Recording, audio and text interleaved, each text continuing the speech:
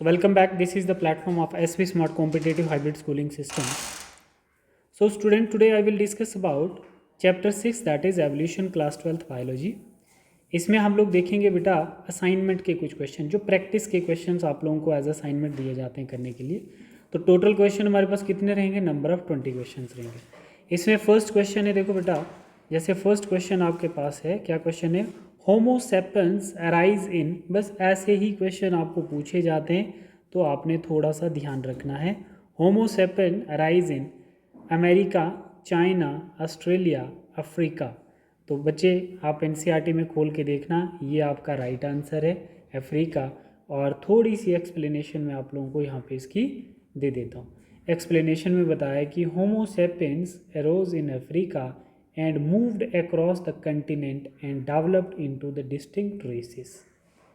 ठीक है बेटा, इसका मतलब हुआ बच्चे कि अफ्रीका से शुरुआत हुई और फिर पूरी दुनिया में फैल गई. ठीक है बेटा, ठीक है. नेक्स्ट क्वेश्चन है हमारे पास, which vertebrates evolved into the first amphibians, that is jawless fishes, salamanders, lobe fins and ichthyosauruses. तो बच्चे हम लोग यहाँ पे बता सकते हैं कि जो लोब फिन है ना, लोब फिन जो है उसी को हम क्या बोलते हैं? फर्स्ट एम्फीबियंस बोलते हैं, है ना. Animal called lobe fin evolve into the first amphibian that lived on both land and water. ठीक है, ठीक है बच्चे. थर्ड क्वेश्चन हम लोग देखते हैं. थर्ड क्वेश्चन में हमारे पास क्या है? Proper burial of dead bodies for the first time started by which prehistoric man. Option है Java man, Homo habilis, Neanderthal mans and australopithecines. देखो बच्चे, इसका जो राइट आंसर है आपके पास बच्चे निएंड्रीथल मैन्स है. निएंड्रीथल मैन का एक्सप्लेनेशन देखो. The Neanderthal mans with brain size that is 1400 cc lived in Near East and Central Asia between 1 lakh to 40,000 years back. They used hide to protect their body and buried their dead.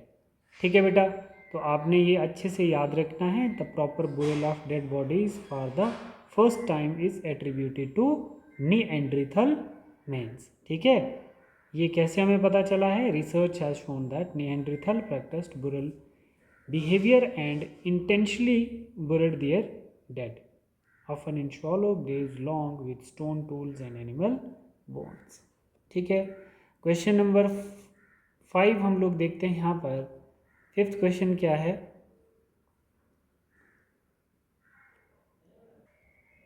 इसका क्या answer है बच्चे? इसका भी निएंड्रीथल्स ही answer आएगा. Question number 6 देखो. Dead remains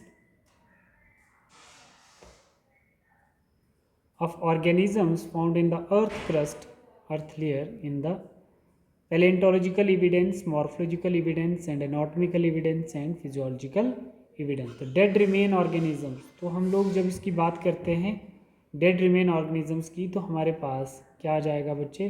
palaeontological evidence, है ना. पैलेंटोलॉजिकल जो है, जैसे हम लोग यहाँ पर फॉसिल्स की जब भी स्टडी करते हैं, study of fossil is known as palaeontological evidence.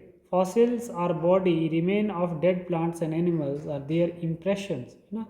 किसी फॉसिल्स का मिलना, preserved in the layer of the earth and rock. किसी भी लेयर पे कोई भी डेड रिमेन्स अगर हमें मिलता है, कोई भी फॉसिल्स अगर हमें मिलता है, तो उसकी स्टडी को हम लोग क्या बोलते हैं बच्चे? Palaeontological evidences. ठीक है.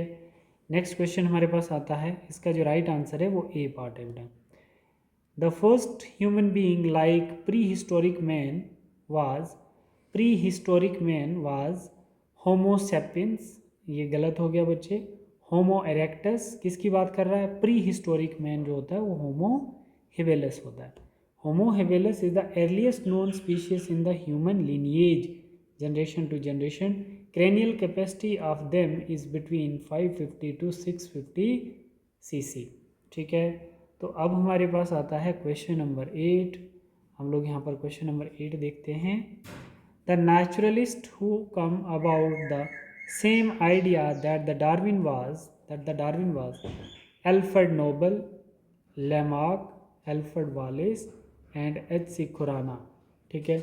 तो हम बोल सकते हैं बच्चे इसमें एल्फ्रेड वॉलेस जो था naturalist who worked in the Malay archipelago had also come to similar conclusion around them the same times, ठीक है। इसका बी पार्ट राइट आंसर है। ये स्टेटमेंट बेस्ड क्वेश्चन होते हैं बच्चे, ये आपको याद भी रखने हैं, ठीक है। नेक्स्ट बता रहा है giraffe neck and fore limbs get elongated during the course of evolution due to inheritance of acquired character, ठीक है, बिल्कुल सही है। जिराफ नेक के बेस पे क्या नेचुरल सिलेक्शन थी? नहीं बेटा, ये डार्विन फिंचेस के बेस पे। ज्योग्राफिकल आइसोलेशंस, ये भी रॉन्ग हो गया। कन्वर्जेंट एवोल्यूशंस, ये भी रॉन्ग हो गया, ठीक है बेटा। तो हमारा जो फर्स्ट पार्ट है वो सही है। According to Lamarckism the ancestor of giraffe had small neck and fore limbs or like horse, they were residing in the place with no surface vegetation, therefore they had stretched their neck and forelimbs to take the leaves for food. This lead to slight elongation of this part. A part इसका right answer, ठीक है। Inheritance of acquired character. Question number 10 देखो बच्चे। In 1953 S.L. Miller created primitive earth condition, मतलब 6000 degree Celsius वाले temperature वाली जो एक इलेक्ट्रिक स्पार्क जनरेट की थी, किसने? मिलर ने और यूरे ने, in the laboratory and give experimental evidence for origin of first form of life pre existing and non living organic molecule. The primitive earth condition created include, अब ये बहुत important है बच्चे, लो टेम्परेचर, ये तो गलत बात हो गई ना, लो टेम्परेचर तो गलत, वहाँ तो बहुत टेम्परेचर था। वेल्कोनिक स्ट्रॉम्स, ये तो थे। एटमॉस्फेरिक रिच इन ऑक्सीजन, ये नहीं। अब क्या बता रहा है बच्चे, देखो ये तो गलत हो गया। लो टेम्परेचर वाला तो पहले ही गलत हो गया। High temperature, yes, high temperature हम बोल सकते हैं volcanic storms.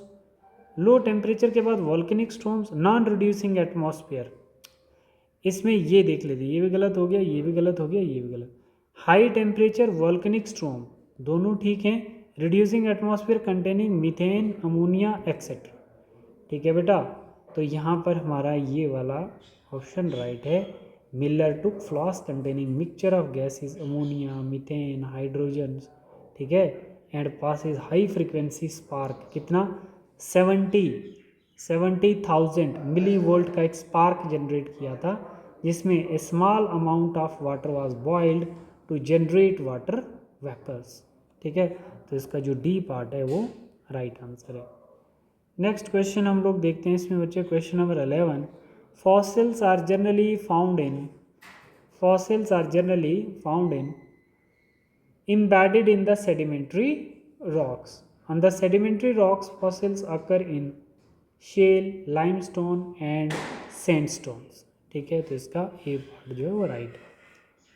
The bones of forelimbs and whales, bat, cheetah and man are similar in structure because the bone of the forelimbs of whale, bat, cheetah and man are similar in structure because, यहाँ से देखो, क्योंकि because they have homologous organs, the organ which have the same fundamental structure, मतलब same setup of bones but in different in function are called homologous organ due to different habitat। तो इसका क्या आएगा? They are common ancestor, B part आएगा बच्चे इसका, ठीक है।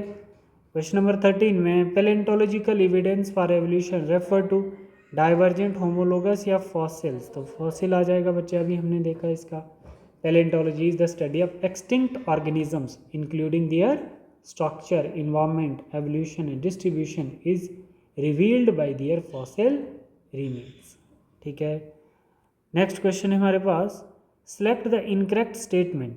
Natural selection is the heritable variations and by reproductions leaves greater number of progeny.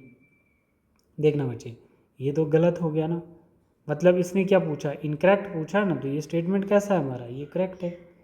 During stabilisation of natural selection more individual acquire more other than mean character value, ये गलत हो गया, इसका कोई सेंस नहीं बन रहा है। By the time of 500 million year एगो invertebrate were formed and were active, ठीक है। reptiles they thick shelled egg yes which do not dry up in sun unlike those of amphibians। ठीक है, तो ये तीन स्टेटमेंट ठीक है, इसके इनकरेक्ट पूछा है तो हमारा बी वाला राइट आंसर है बेटा। ठीक है, देखो क्वेश्चन नंबर 15 क्या पूछ रहा है, Hugo de Vries work done. Hugo de Vries एक फ्लावर का नाम बताना है। Hugo de Vries work had discovered different morphological form aberrant variations in the primrose flower Oenothera lamarckiana. Flower का क्या नाम था बच्चे, इनोथीरा लेमार्कियाना। ये वाला ए पार्ट इस पे काम किया था इसने। Fossils of homo erectus was discovered in, किसने किया था बच्चे, पैलेंटोलॉजिकल जो आपका एविडेंस था वो किसने दिया था, बताइए बेटा। आपका फॉसिल डिस्कवर्ड बाय जावा इन 1891। ठीक है, 17 देखो, 18 वाला क्वेश्चन देखो बेटा। 17 सेम हो गया, आप लोग कर सकते हैं यहाँ से, थोड़ा सा इसकी वैल्यू याद रखना। फिर उसके बाद 18, who propose the first form of life from pre existing non living organic molecule. तो हमने अभी पढ़ा था बच्चे ओपेरन एंड हेल्डन। ठीक है, तो ये इसका राइट आंसर हो गया। Brain capacity of Homo habilis was, कितनी थी ब्रेन कैपेसिटी होमो हेबिलस की, it about the first human like being hominid was called Homo habilis. The brain capacity were between 650 से लेके 800 cc. They probably did not eat meat. ठीक है, तो इसका ए part आ जाएगा बेटा। ठीक है, नेक्स्ट हमारे पास क्वेश्चन आता है इसका, सिलेक्ट द करेक्ट स्टेटमेंट। अब इसमें हमने बताना है कि ट्रू स्टेटमेंट बताएंगे। Ramapithecus and Dryopithecus were existing about 50 million year एगो। ये गलत हो गया बच्चे। Ramapithecus was man like while Dryopithecus was ape like. बिल्कुल मैंने सेपरेट करके आप लोगों को पढ़ाया भी था, ड्रायोपिथिकस में क्या आता है और रामापिथिकस में क्या आता है। रामापिथिकस में हम लोग आते हैं और ड्रायोपिथिकस में, ठीक है, हिप्स वगैरह आते हैं। तो इसने क्या पूछा था, ट्रू स्टेटमेंट आपसे पूछा था। About 15 million year ago primate are called Dryopithecus. 15, तो वो क्या पूछ रहा था 50, तो गलत हो गया। And Ramapithecus were existing they were hairy and walked like gorillas and chimpanzees. Ramapithecus was the more man-like while Dryopithecus were more ape-like। ठीक है बच्चे, नेक्स्ट हम देखते हैं highest brain capacity present in. Highest brain capacity किस में होगी बच्चे, निएंडरथैल्स में होगी, इन तीनों में नहीं होगी। ठीक, नेक्स्ट हम लोग देखते हैं बच्चे, इसमें जो क्वेश्चन है हमारा, which reptiles went back into water to evolve into fish like reptiles। ठीक है, fish like reptiles।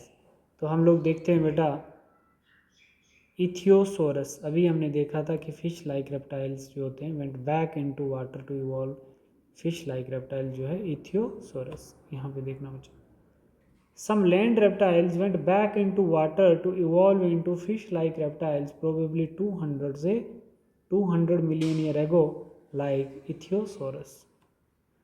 Presence of coelacanth fish was observed in, किसमें बच्चे, साउथ अमेरिका में, राइट। ये बाकी आप कैंसिल कर देंगे। In 1938 fish caught in South Africa happen to be a coelacanth which was thought to be extinct. ठीक है, 24 क्वेश्चन फिर से रिपीट हो गया और 25th क्वेश्चन जो है आपका वो आप देख सकते हैं। Hardy-Weinberg equations, the frequency of heterozygous individual is represented by heterogeneous. अब पी क्यू जो होगा, क्यू स्केयर जो है, पी स्केयर जो है, अगर हम इसको रिप्रेजेंट करते हैं कैपिटल टी से, तो हमारे पास क्या आएगा बच्चे, कैपिटल टी पी स्केयर हो सकता है, स्मॉल टी क्यू स्केयर हो सकता है। ठीक है बेटा, और 2pq का मतलब होता है एक कैपिटल टी एक छोटा स्मॉल टी। तो पूछा क्या, हेटेरोजाइगस इंडिविजुअल, तो राइट आंसर इसका क्या आ जाएगा, डी आ जाएगा।